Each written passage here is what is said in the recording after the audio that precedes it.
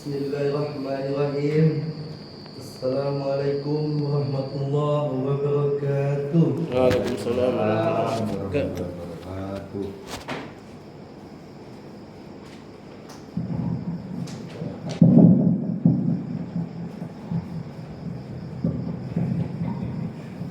Pegang aja.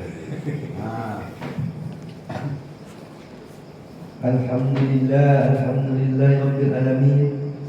Wassalatu wassalamu ala asrafil anbiya'i wal mursalin wa ala alihi wa ashabihi Rasulullah ajma'in. Amma ba'd.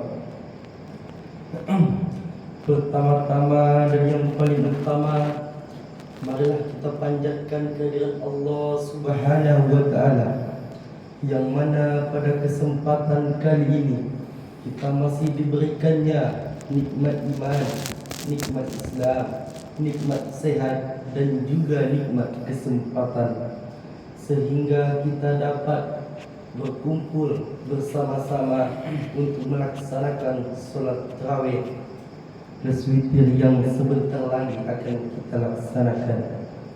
Salawat dan salam tetap kita curahkan kepada Nabi kita Muhammad sallallahu alaihi wasallam, yang mana Nabi Muhammad sallallahu alaihi wasallam telah menyelamatkan umatnya dari alam yang penuh dengan kebodohan, dari alam yang penuh kegelapan, kepada alam yang berilmu pengetahuan yang kita rasakan pada saat ini. Adapun kultum yang akan saya sampaikan pada malam ini ialah 4 cara mendapatkan rezeki dan pertolongan Allah Subhanahu wa taala. Jika kita perhatikan nasihat Rasulullah sallallahu alaihi wasallam tersebut dengan seksama, dapat diketahui beberapa hal yang harus kita kerjakan agar mendapatkan rezeki, pertolongan dan kemenangan dari Allah Subhanahu wa taala. Di antaranya ialah yang pertama, bertaubatlah kepada Allah sebelum datang yang namanya kematian. Kita harus menyadari bahawa dalam kehidupan ini tentu sangat banyak hal yang membuat kita hilaf dan salah. Memang namanya manusia adalah makhluk yang banyak hilaf dan salah. Namun kesalahan dan kehilafan itu akan berubah menjadi kemuliaan apabila kita segera menyadarinya lalu bertaubat kepada Allah Subhanahu wa taala. Tentunya dengan taubat yang sesungguh, yang sebenar-benarnya, sebelum Allah Subhanahu wa taala mencabut nyawa kita selagi diberikan kesempatan masih terbuka lebar. Mari kita bertaubat kepadanya, sebab seseorang yang enggan bertaubat merupakan bentuk dari kesombongan, dan Allah Subhanahu wa taala tidak menyukai orang-orang yang menyombongkan diri, sesuai dengan firman-Nya yang artinya, dan janganlah kamu memalingkan mukamu dari manusia karena sombong, sebab kamu berjalan di muka bumi ini dengan angkuh. Sesungguhnya Allah tidak menyukai orang-orang yang sombong lagi membanggakan dirinya. Quran Surah Luqman ayat 31. Yang kedua ialah pergunakanlah kesempatan hidup untuk beramal. Inilah pesan kedua dari Rasulullah sallallahu alaihi wasallam bagi orang-orang yang ingin mendapatkan rezeki, pertolongan dan kemenangan dari Allah Subhanahu wa taala. Seorang mukmin harus beramal soleh. Ia harus menanamkan dan mengamalkan nilai-nilai kebenaran dan kebaikan dalam hidup sehari-hari. Sungguh betapa mulia orang-orang yang suka beramal soleh di sisi Allah Subhanahu wa Ta'ala. Itu yang kedua.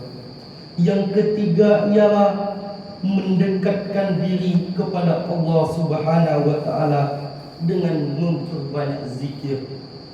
Berzikir yang dimaksud ialah arti luas, yakni mengingat Allah dalam setiap aktivitas dan setiap saat, pada pagi maupun petang, siang dan malam, serta dalam situasi maupun kondisi apapun. Sebab dengan banyak berzikir, mengingat kepada Allah, kita terhindar dari sifat-sifat yang dilarang olehnya. Apakah kita sedang kaya ataupun miskin, bahagia maupun sengsara, kita harus ingat kepada Allah Subhanahu wa Ta'ala. Itu yang ketiga. Yang keempat, jamaah sekalian, memperbanyak bersedekah atau amal jariah. Islam mengajarkan agar kita memperbanyak sedekah atau amal jariah kepada sesama kita, baik secara rahasia atau terang-terangan. Sebab tidak pernah ada cerita orang yang dermawan hidupnya akan sengsara, hidupnya akan menderita, atau jatuh bangkrut dan miskin.